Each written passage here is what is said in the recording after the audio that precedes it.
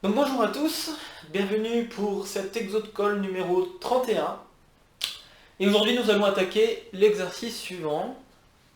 On a x un espace métrique complet et on veut montrer que l'intersection dénombrable d'ouvert dense de x est dense, toujours dans x. Ok, alors bon, il faut déjà que j'explique quelques termes, évidemment parce qu'il y a des termes qui ne sont pas forcément vus en prépa.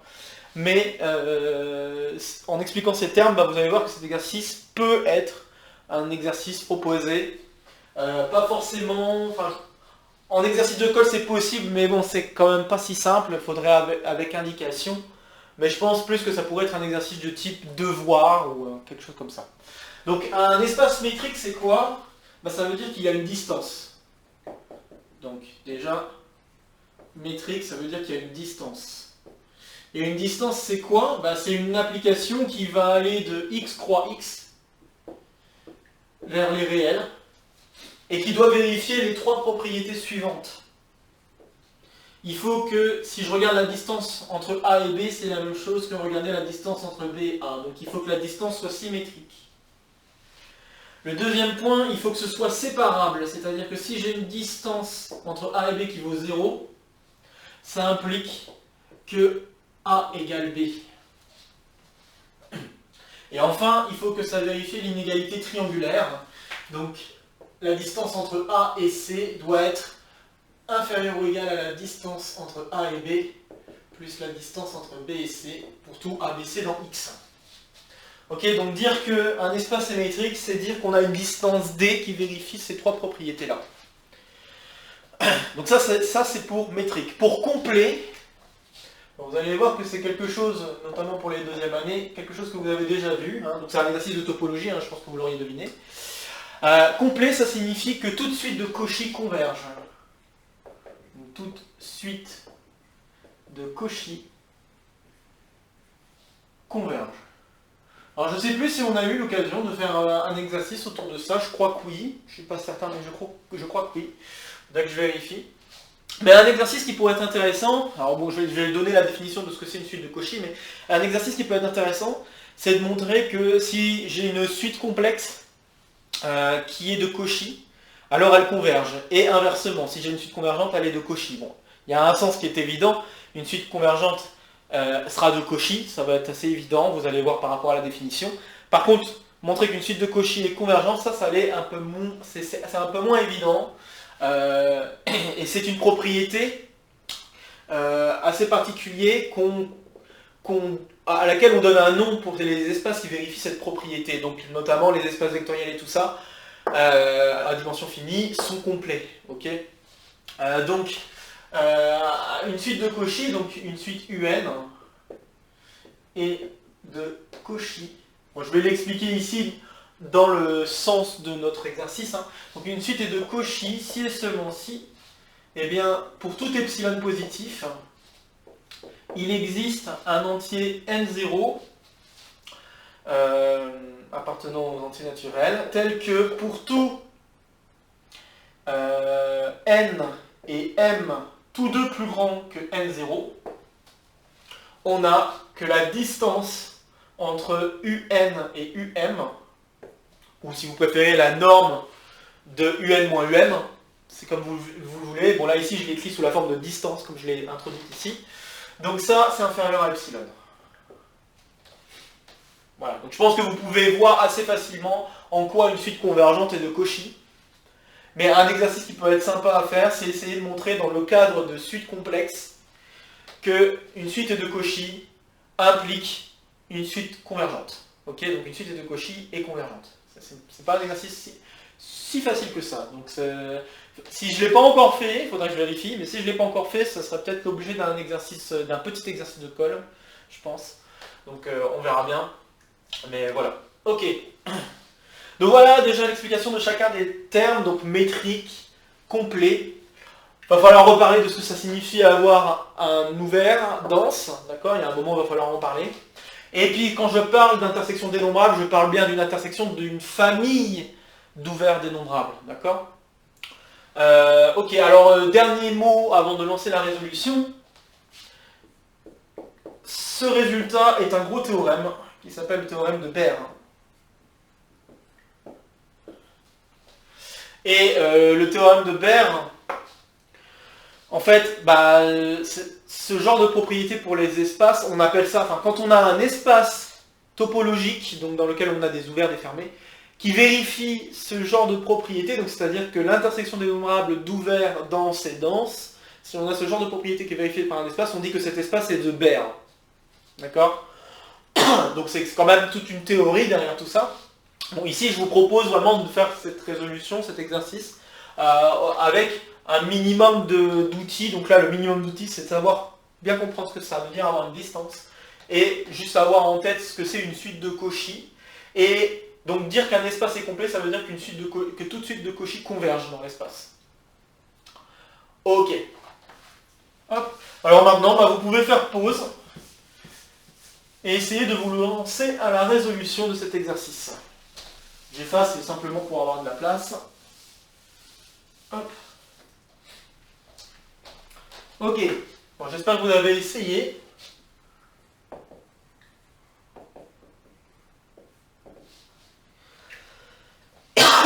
Ok, alors là l'idée c'est donc essayer de montrer, donc il va nous falloir introduire une famille d'ouverts denses, une famille dénombrable dense, d'ouverts denses, et il va falloir montrer que l'intersection de ces ouverts est dense. Ok, donc bon, on a compris l'objectif. Alors il y a quelque chose dont j'aimerais parler rapidement avant, et donc il va falloir rappeler ça, c'est qu'est-ce qu'un ensemble dense. Ok, alors on va dire que A est dense dans X, si et seulement si. Alors vous avez normalement plusieurs choses en tête. Vous pourriez dire que pour n'importe quel élément de grand X, il existe une suite d'éléments de A qui tend vers cet élément de X. D'accord? Donc peut-être que vous avez cette caractérisation séquentielle. Alors je vais l'écrire, cette caractérisation séquentielle. Donc, ouais, je vais mettre des si et seulement si. Donc si et seulement si, donc pour tout petit x dans grand X, il existe une suite AN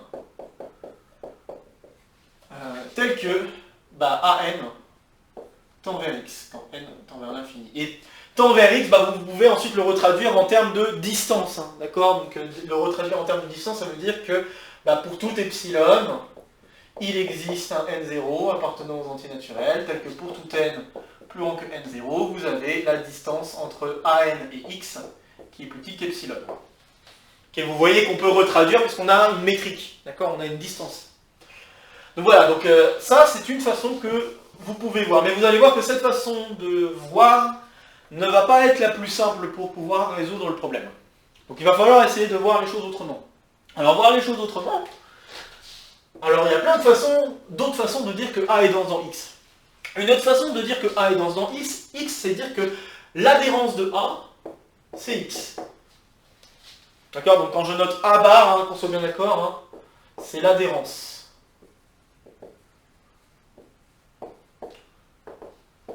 Ok? Donc une autre façon de dire, c'est dire que l'adhérence de A, c'est X.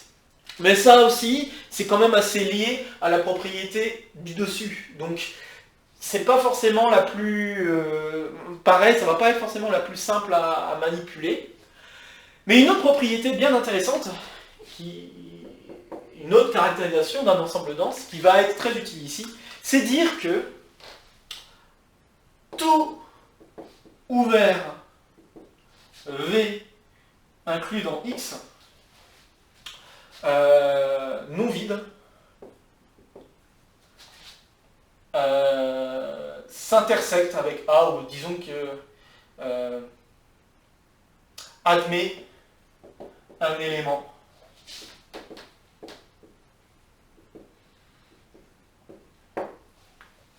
de A, ou autrement dit, je vais peut-être essayer de l'écrire autrement. Donc tout ouvert V inclus dans X non vide est tel que l'intersection entre A et V est non vide. Alors je vais vous montrer, donc si vous êtes convaincu par cette définition, ces premières définitions de ce que ça veut dire avoir un ensemble dense, je vais maintenant vous convaincre que cette autre façon de voir un ensemble dense est équivalente à celle du dessus. Ok. Alors, dire que tout ouvert de x est inclus dans... Donc, je vais d'abord montrer que si on a ça, alors on a ça. Ok. Donc, je sais pas, je vais mettre 1, 2. Ok. Et là, je vais juste montrer que d'abord 1 implique 2. Alors, pourquoi 1 implique 2? Eh bien, si vous prenez un ouvert, donc soit V, un ouvert non vide de x, vous pouvez en particulier prendre un élément de cet ouvert. Donc soit petit v dans grand V. Et vous savez déjà que vous pouvez trouver une suite.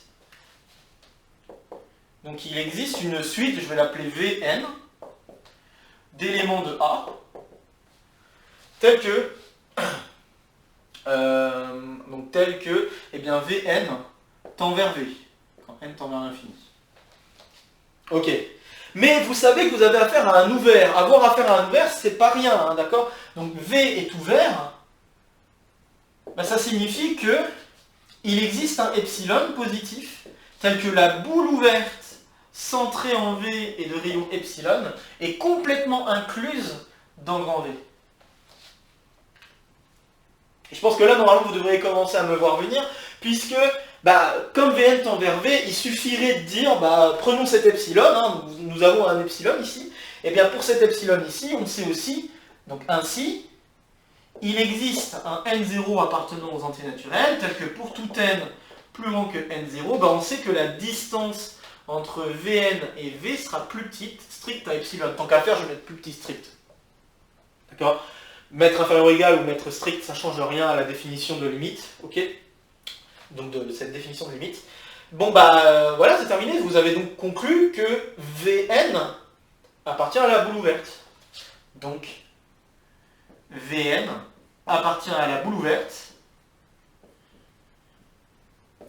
Et donc ça veut dire que Vn, Vn0, ou enfin en tout cas, Vn pour tout n plus grand que n0, hein. Et donc ça veut dire que Vn appartient à A inter V. Puisque être dans la boule ouverte, c'est être dans V. Et je vous rappelle que Vn, c'était une suite d'éléments dans A. D'accord? Donc voilà, là je viens de montrer que 1 implique 2. Tout va bien. Maintenant je vais vous montrer que 2 implique 1. Comme ça, vous serez bien convaincu que ça, c'est bien une façon de caractériser les ensembles. Je vais peut-être le faire là-bas, comme ça vous avez encore ça sous les yeux. Hop. Donc 2 implique 1. Alors, si vous savez que tout ouvert non vide est tel que l'intersection avec A est non vide, eh bien, vous pouvez prendre, donc soit vous prenez un X, et vous voulez montrer que si vous prenez un X ici, vous pouvez construire une suite qui converge vers X. Eh bien, vous prenez X dans grand X. Et puis, ce que vous pouvez faire, c'est que vous pouvez considérer les boules ouvertes. Donc, si vous prenez V, je vais les indicer, je vais prendre Vn comme étant la boule ouverte, enfin les boules ouvertes de centre X et de rayon 1 sur n. Donc, pour tout n antinaturel non nul. Donc je considère ces choses-là, ce sont des ouverts non vides. Car X est dedans. Ok, ce sont des ouverts non vides. Bon. Comme ce sont des ouverts non vides, je peux appliquer 2 et du coup dire que pour chacun de ces Vn, il existe un élément qui appartient à A et à V en même temps. Et à Vn en même temps. Donc, ainsi, pour tout n appartenant aux antinaturels non nuls, il existe un Xn appartenant à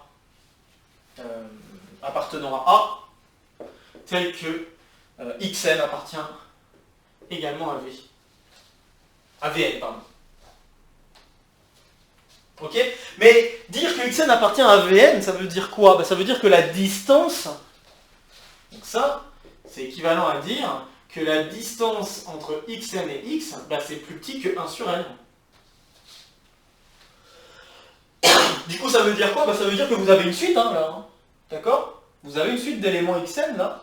Donc, ainsi, donc, peut-être essayer, ou par conséquent, enfin, juste pour changer un petit peu de connecteur logique, par conséquent,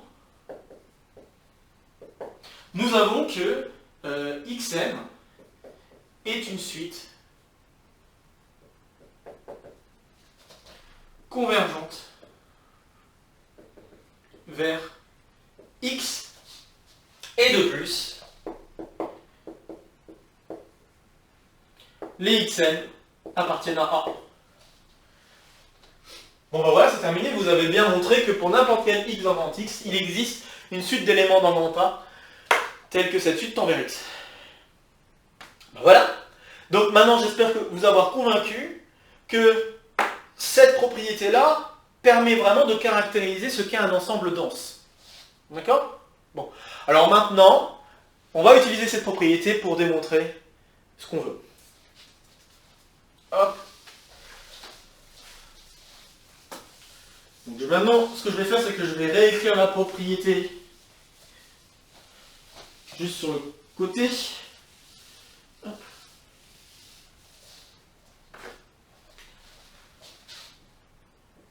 Je la réécris ici, tout vers V inclus dans grand X non vide et tel que... D'ailleurs c'est un ouvert, excusez-moi. Donc et tel que A inter V est non vide. A est dense. Dans X, si et seulement si. Ok, donc voilà, comme ça je l'ai réécrit, on l'aura sous les yeux. Bon, alors on est parti, donc bah, il faut que j'introduise ma famille d'éléments dénombrables. Alors, donc soit oméga n, une suite d'ouverts denses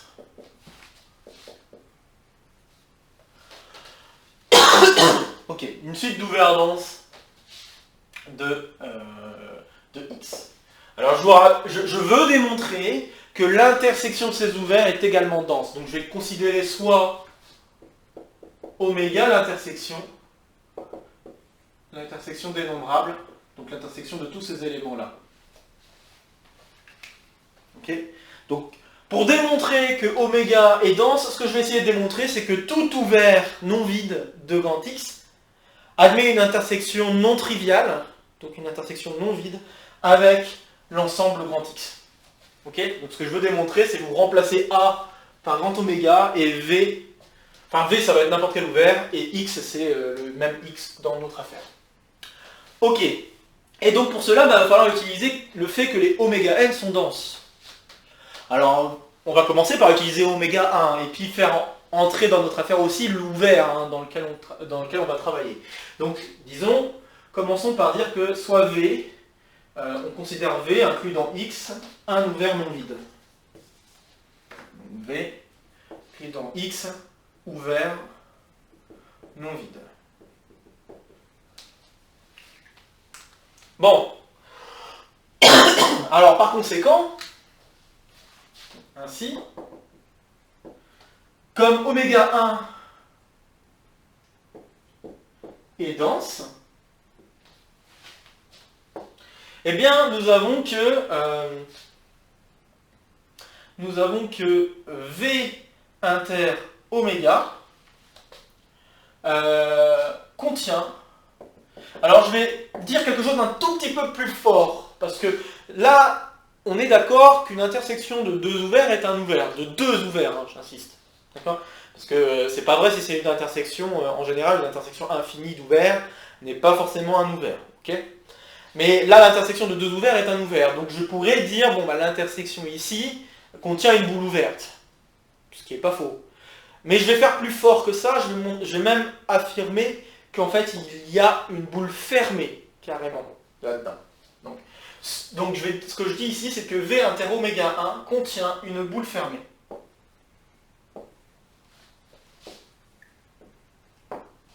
Une boule fermée qu'on peut appeler BF et centrée en X1 de rayon R1. Alors, et non vide, hein, bien sûr, enfin, non réduit à x1. Non réduit à x1. Donc, d'intérieur non vide.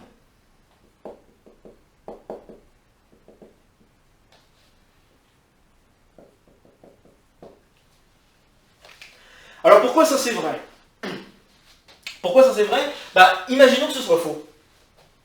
Imaginons que ce soit faux, que par conséquent, donc ce que je vais mettre étoile, et puis on va dire, imaginons, donc supposons, que étoile est fausse. Si étoile est fausse, ça veut dire que n'importe quelle boule fermée n'est pas, enfin n'importe quelle boule fermée que je déciderai de faire à partir d'un élément là-dedans, enfin n'importe quelle boule fermée, enfin disons tout simplement comme ça, n'importe quelle boule fermée n'est pas inclus dans V inter oméga 1. Et donc en particulier, si je fais des boules fermées centrées en des éléments de V inter oméga 1, c'est pas inclus. Ok? Donc, si je suppose que étoile est fausse, ben ça veut dire que pour tout x dans V inter oméga 1, et pour tout R strictement positif, la boule fermée, enfin, il existe Y appartenant à la boule fermée de centre X et de rayon R qui n'appartient pas à l'intersection.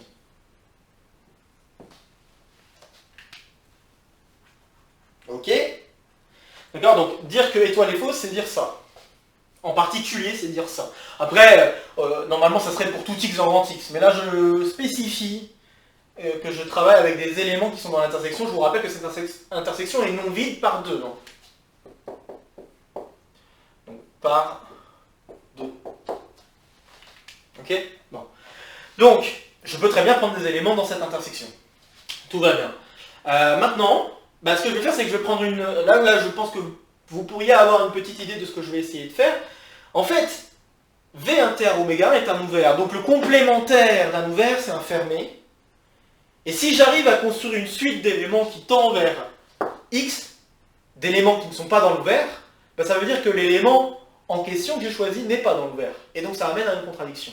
Okay? Alors ce que je fais, c'est que je vais prendre donc soit Rn, je vais faire comme je l'ai fait juste dans les preuves précédentes. Vous voyez que ça va être un peu le même genre d'idée là.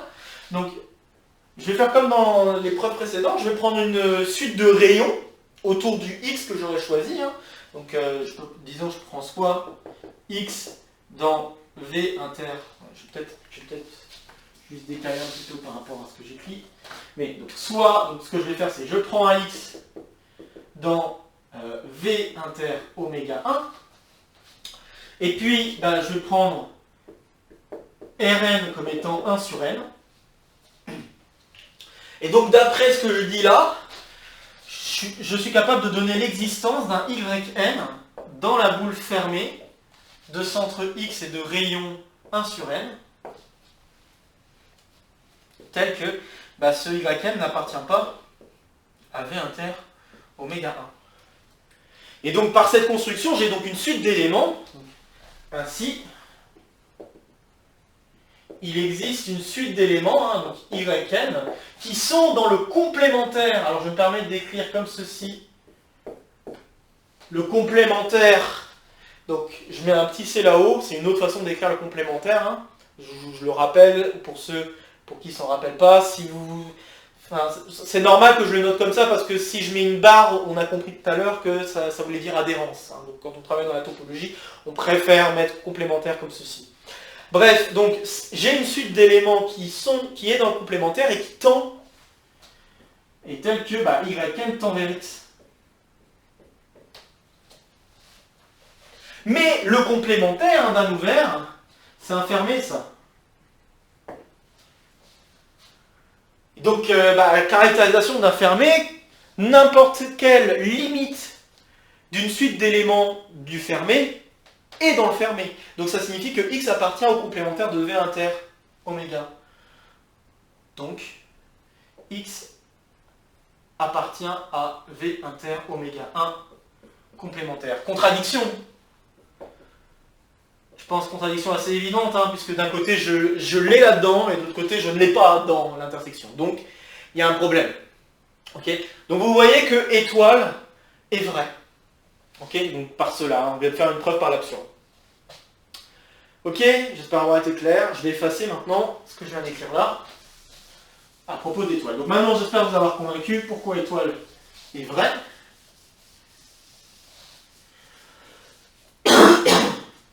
Ok, et puis quitte à réduire le rayon, d'accord? Donc quitte à réduire le rayon,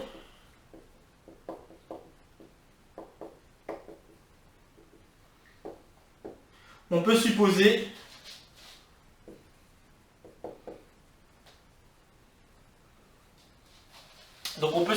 que R1 est compris entre 0 et 1. Okay, si la boule est assez petite, bon c'est bon, hein, on a déjà cette propriété vérifiée. Si c'est pas le cas, ça veut dire que la boule est bien grosse. Et dans ce cas-là, je peux prendre une boule fermée plus petite, hein, il n'y a aucun problème. Donc voilà, je pense que c'est assez clair. Donc voilà, donc je commence avec oméga 1 pi. Bah, si je continue, donc là j'ai ma boule fermée, hein, je peux considérer la boule ouverte associée à cette boule fermée. D'accord? Et la boule ouverte est incluse dans la boule fermée. Hein. Donc ce que je peux faire ensuite, c'est comme, et je vais continuer avec oméga 2, comme oméga 2 est dense, ben je peux argumenter le fait que BO,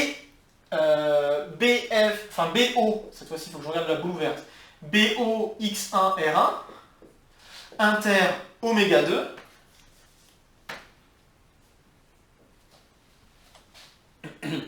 donc inter oméga 2 bah, contient également une boule fermée. Une boule fermée. Fermée et E d'ailleurs. Donc BF x2 R2 d'intérieur non vide. Exactement par le même raisonnement. D'accord? Puisque cette boule ouverte, elle est non vide. Hein. D'accord? Quand j'ai une boule fermée d'intérieur non vide, bah, quand je prends la boule ouverte, c'est justement l'intérieur de la boule fermée. D'accord? Une boule ouverte, de même, donc si j'ai une boule fermée définie par un centre et un rayon, l'intérieur de la boule fermée, c'est tout simplement prendre la boule ouverte avec le même rayon. Okay? Je vous rappelle que l'intérieur d'un ensemble, en termes d'espace topologique, c'est de prendre le plus grand ouvert qui est inclus dans l'ensemble. Okay, donc c'est ça que veut dire qu'on prend l'intérieur. Et ici, l'intérieur, c'est la boule ouverte qui est non vide. D'accord? Donc cette intersection contient encore une fois une boule fermée d'intérieur non vide, qu'on note comme ceci. Et bon, bah c'est tout. Hein, donc, et alors, bien évidemment, ce que je vais pas rejustifier, hein, c'est la même chose qu'étoile. Et encore une fois, on peut, quitte à réduire le rayon, on peut supposer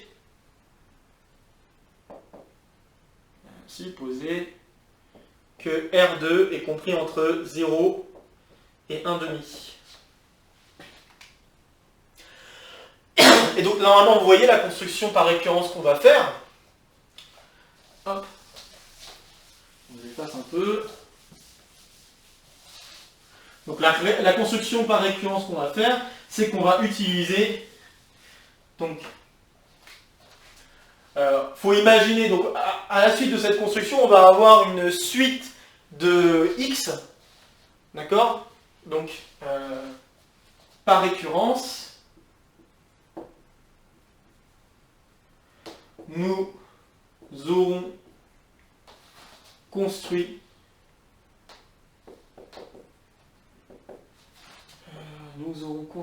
une suite xn et Rn telle que, enfin des suites, c'est pas une suite, c'est des suites,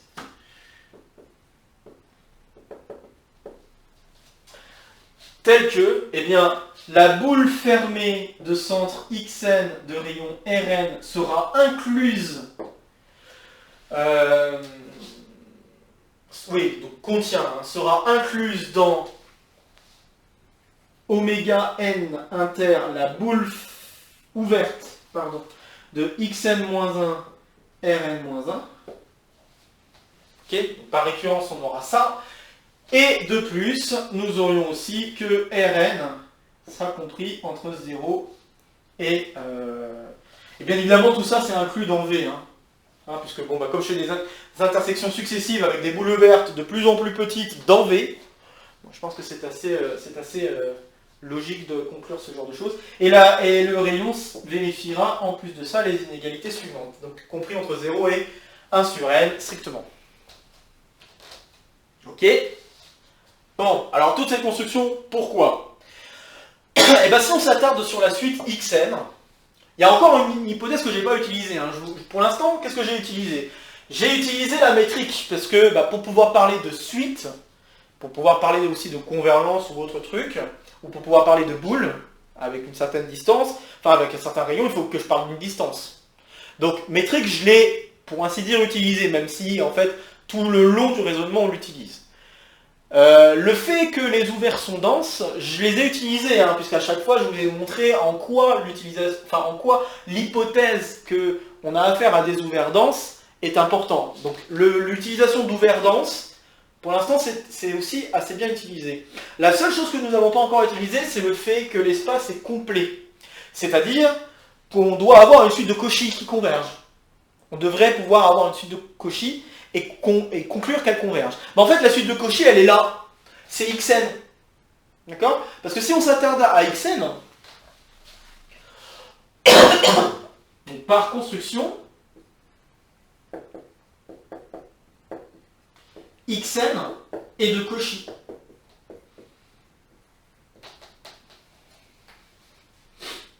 En effet, si vous regardez, donc si vous prenez soit P et N, deux entiers, tels que, naturel nul disons, tels que P est plus grand que N, eh bien, qu'est-ce qu'on peut dire de la distance entre XP et XN? Eh bien, on sait que XP, par cette suite d'inclusion, on sait que XP est dans la boule ouverte de centre XN et de rayon Rn. Donc ça signifie que cette distance-là, elle est plus petite que Rn. Je vais mettre inférieur ou égal. Je pourrais mettre inférieur strict. Mais cette distance est inférieure ou égale à Rn. Donc ça vient du fait que XP appartiendra à la boule ouverte de centre XN et de rayon Rn. Mais Rn, on a fait en sorte que ça vérifie une certaine inégalité. On a fait en sorte que ça vérifie l'inégalité que Rn, par exemple, est plus petit que 1 sur n. Bon voilà, du coup, j'ai bien une suite de Cauchy, là, sous les yeux. Et cette suite de Cauchy, elle converge. Donc ainsi, Xn converge, car X est complet.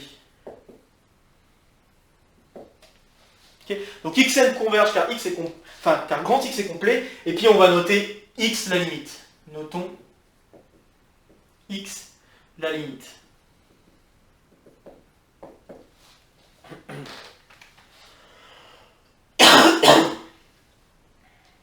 Ok, alors autre chose d'intéressant, c'est qu'on travaille avec des boules fermées.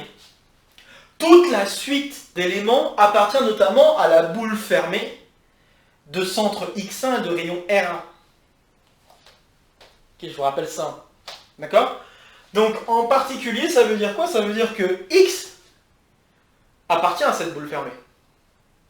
Ok? Donc, je vais... alors, disons... Je vais effacer là. D'accord? Donc, c'est là où on a l'intérêt de travailler avec une boule fermée. Avec des boules fermées. En fait, on peut montrer que du coup, X appartient à toutes les boules fermées. Il suffit de prendre la suite à partir d'un certain rang. D'accord? Donc, toujours par construction. Parce qu'on pourrait se poser la question pourquoi je veux travailler avec des boules fermées. Elle est là l'explication. Parce que maintenant que j'ai une suite qui converge, j'aimerais pouvoir affirmer que la limite appartient toujours à la boule. D'accord? Donc toujours par construction, X appartient à toutes les boules fermées de centre Xn et de rayon Rn, pour tout n.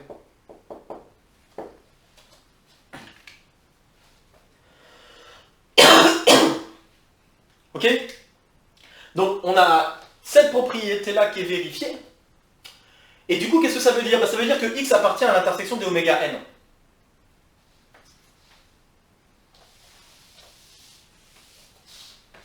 Ainsi, X appartient à l'intersection des oméga n. Je ne sais plus si j'ai mis n étoile ou n. C'est vrai que j'aurais pu mettre n étoile, j'ai commencé avec oméga 1, bon, c'est pas grave. Bref, je ne me suis pas préoccupé d'oméga 0.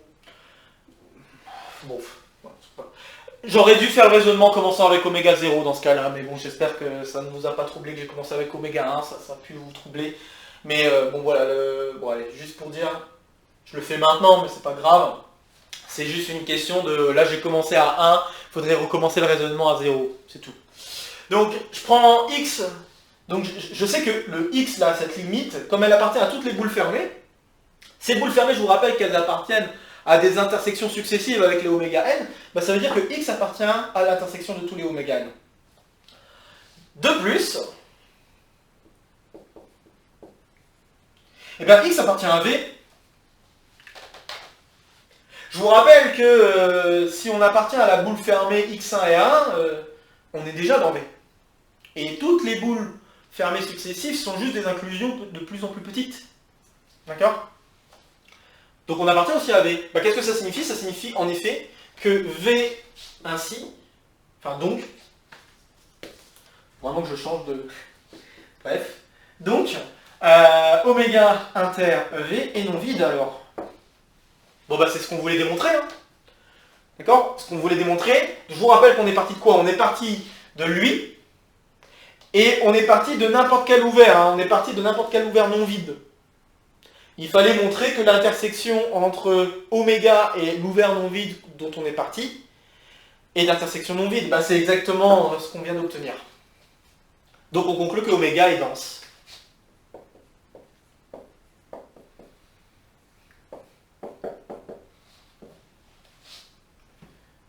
Voilà, c'est tout. Terminé. Preuve terminée. Voilà, donc c'est un très joli exercice de topologie. Ok. Vous voyez vraiment en quoi chaque hypothèse est utile. Il y a même quelques hypothèses qui peuvent être un petit peu répétées, mais on voit aussi un raisonnement assez habituel en topologie. C'est-à-dire que quand on travaille avec des ensembles en termes, enfin, quand on travaille avec ce genre d'ensemble, il arrive très souvent qu'on travaille avec des suites et on veut montrer que ces suites convergent, etc., etc. Ça arrive assez souvent, ce type de raisonnement où on travaille avec des suites dont on veut déterminer leur convergence. Donc voilà, je pense que c'est assez démonstrateur de comment marchent les raisonnements en topologie, même si là on travaille avec des notions un peu moins vues en prépa, mais je trouve que ça a quand même un intérêt très fort. Bon, alors ce théorème de Baire, il a des applications. Alors bon, j'ai pas envie de trop m'attarder sur les applications pour aujourd'hui, parce que c'est déjà quand même beaucoup d'informations, cette résolution. Donc j'aimerais juste vous donner une idée de quel type d'application on pourrait avoir. Et il y en aura une que je vais faire pour le prochain petit exo de colle. J'aurai une petite anecdote à vous partager.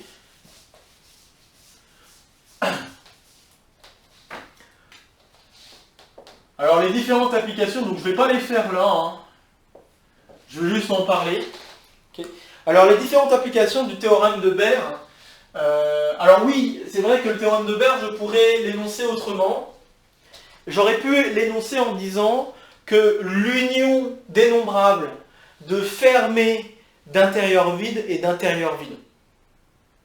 Je pense que vous pouvez très vite voir que c'est tout à fait équivalent. Okay. Donc pourquoi c'est tout à fait équivalent à ça? Il suffit de se dire l'intersection d'ouvert, si je fais le complémentaire, ça devient une union de fermé. D'accord? Donc je vais peut-être l'écrire. Donc le théorème de Baire peut aussi s'énoncer en disant que c'est équivalent à dire que toute union dénombrable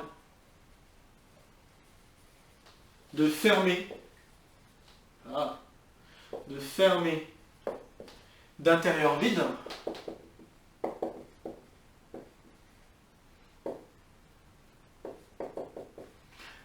et d'intérieur vide.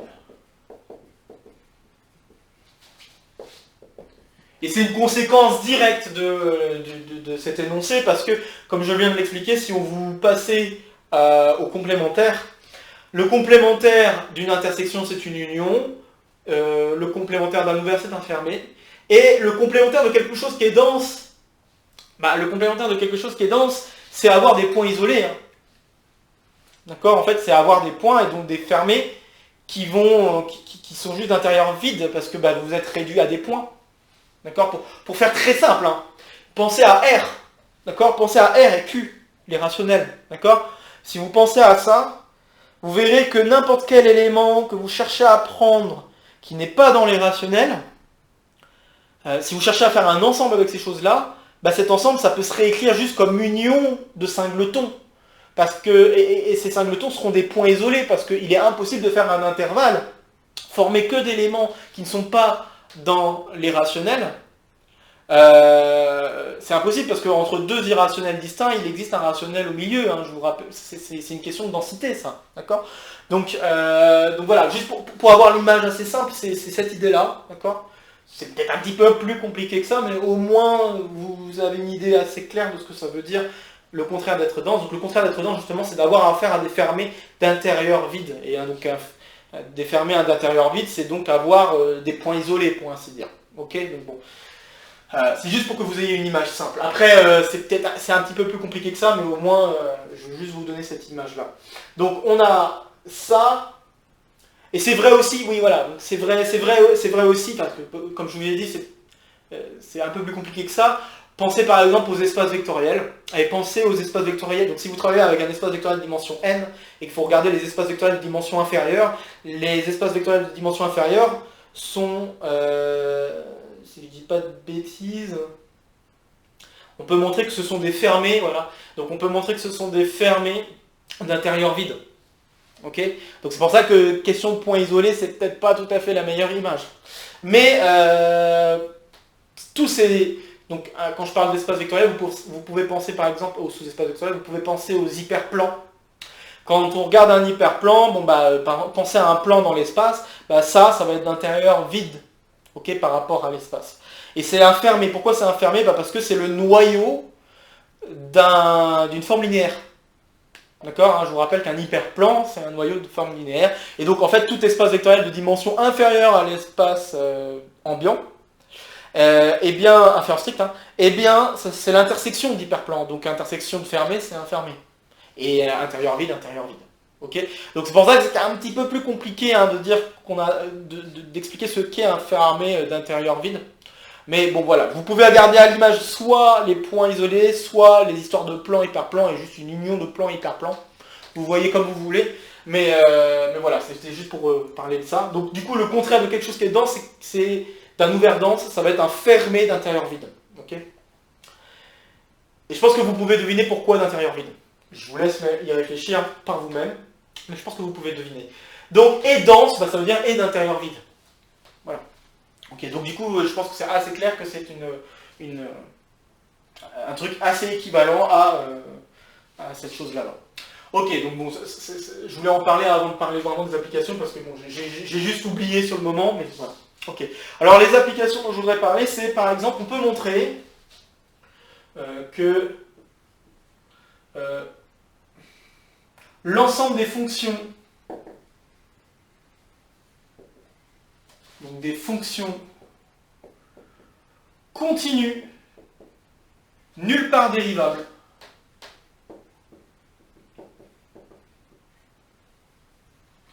et denses dans les fonctions continues.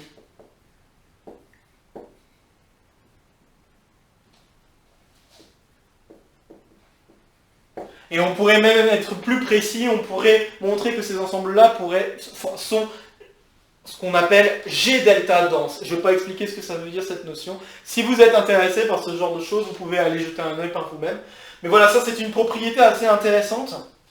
Pas forcément facile à démontrer, mais c'est quand même assez troublant de voir que l'ensemble des fonctions continues nulle part dérivables, chose qu'on a difficilement l'intuition de ce que c'est, ces choses-là, eh bien, forment un ensemble dense, dans l'ensemble de toutes les fonctions continues. C'est quand même, je sais pas, moi je trouve que c'est quand même assez fort de café.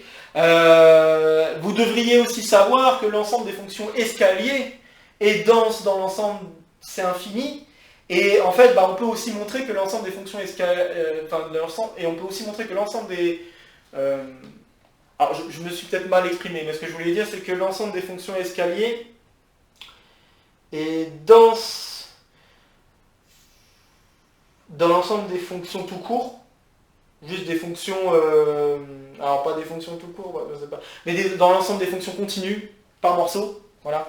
Donc les fonctions escaliers sont denses dans les fonctions continues par morceau parce que vous avez déjà vu, ça c'est une propriété de première année, normalement vous avez vu ce théorème d'approximation, ok. Et là vous savez qu'il y a aussi cet ensemble-là qui est dense. Donc il peut y avoir plusieurs types d'ensembles de fonctions qui sont denses. Et là, en voilà un autre type d'ensemble de fonctions qui est dense aussi.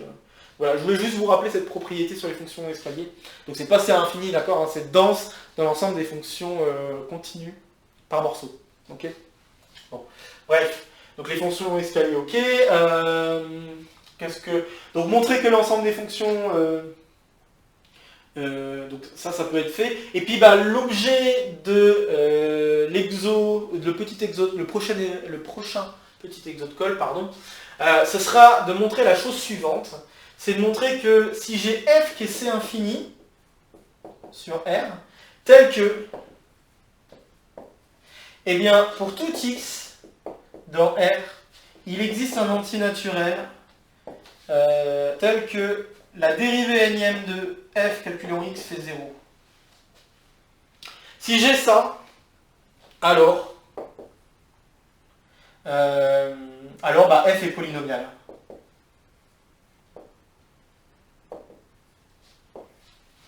Donc ça sera l'objet du petit exode-call.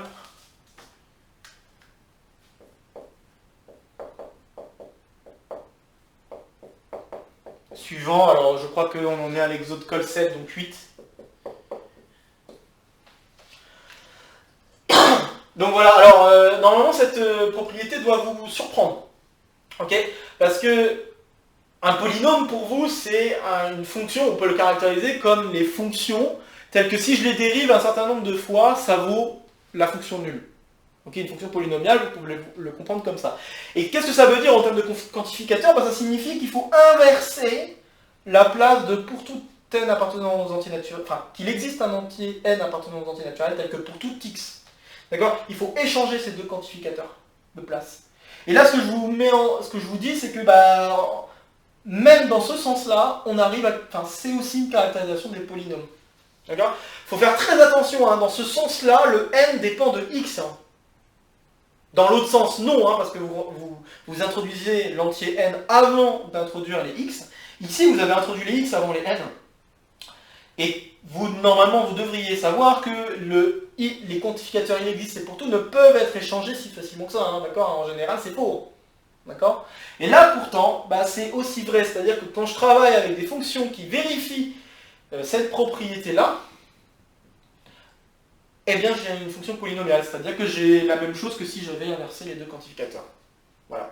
Et ça utilise également le théorème de Baire.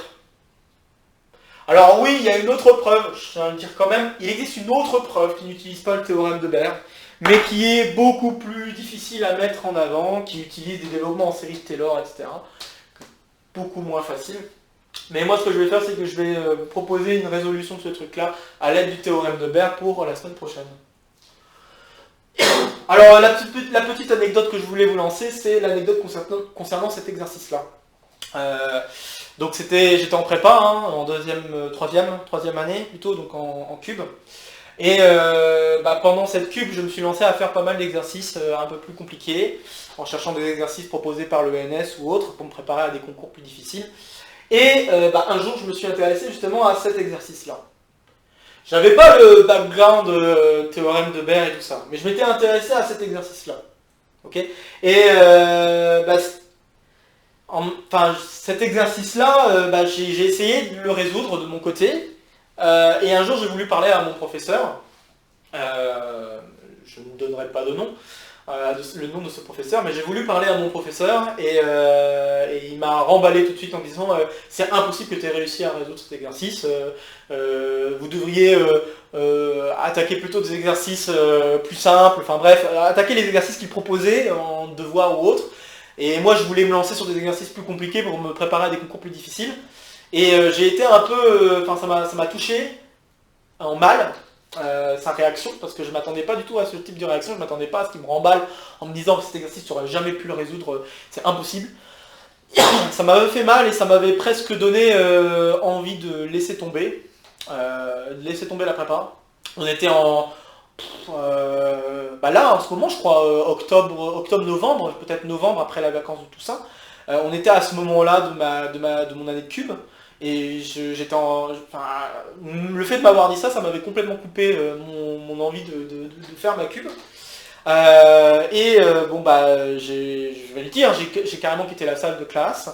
J'ai pas suivi le cours de physique qui suivait. Hein. Et je me suis mis au rez-de-chaussée de mon bâtiment. Et au niveau du rez-de-chaussée du bâtiment, il y a un coin fumeur. Je dis pas, enfin voilà, bien évidemment, je ne dis rien à propos des gens qui fument et tout ça, c'est pas mon problème, mais voilà, je m'étais mis juste au rez-de-chaussée parce que je voulais m'isoler, et je suis tombé sur un autre professeur, lui par contre je lui ai donné son nom, Lionel Nicli, donc ceux qui sont de Tulier connaîtront. Donc Lionel Nicli qui m'a vu un peu triste et qui finalement est venu me parler, et je lui ai parlé de cet exercice. Il m'a dit qu'il avait l'air vachement intéressant et même très difficile. Ma résolution n'était pas très bonne à la fin. Hein. Bien sûr, enfin, je m'y attendais un petit peu parce que j'avais pas ça. Hein. D'accord, ces outils de Baire, je n'avais pas du tout ça. Et la question s'est posée si on pouvait le résoudre sans utiliser ce théorème. Et en fait, il se trouve que oui, c'est pour ça que je vous l'ai dit là à l'instant. On pourrait résoudre cet exercice sans Baire, mais la résolution est bien plus compliquée. Bref, pour revenir à l'anecdote. À partir de ce moment-là, je me suis mis à travailler beaucoup plus avec ce professeur, donc Lionel Nicli. Je me suis mis à travailler beaucoup plus avec lui et il m'a donné beaucoup de temps pour travailler des exercices difficiles avec lui. Donc on s'est échangé des mails où quand on se voyait dans le couloir, on en parlait. Et c'est lui qui m'a redonné la motivation pour travailler, pour préparer les concours. Donc voilà, et je le remercierai jamais assez.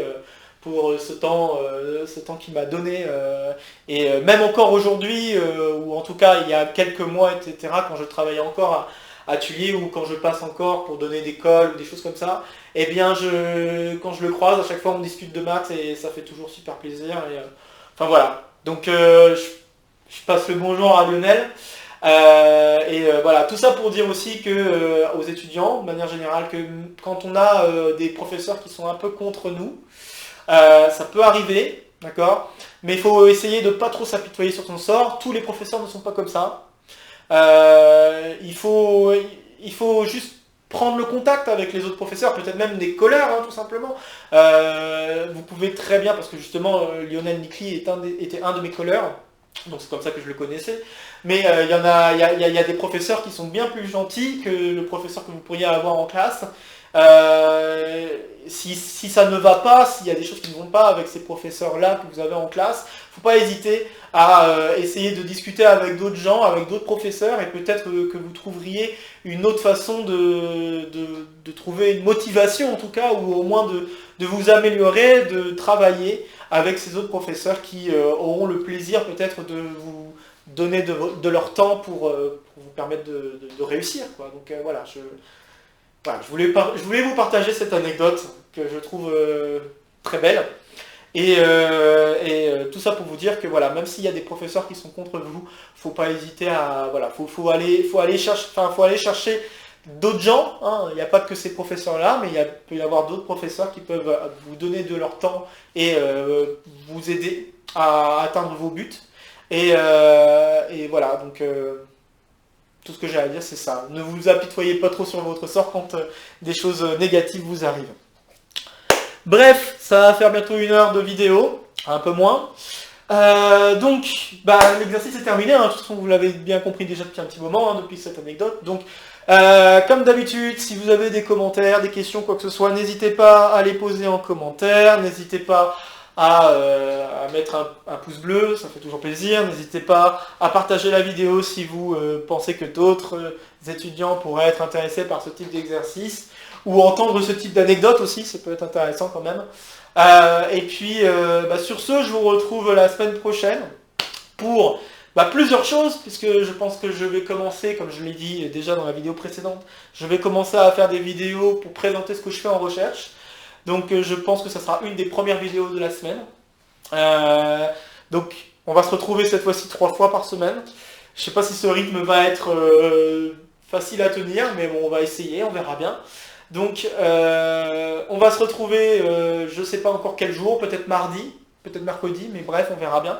On va se retrouver donc pour parler de mes recherches, en tout cas commencer à parler de mes recherches. Ça va faire plusieurs épisodes, mais on va parler de mes recherches.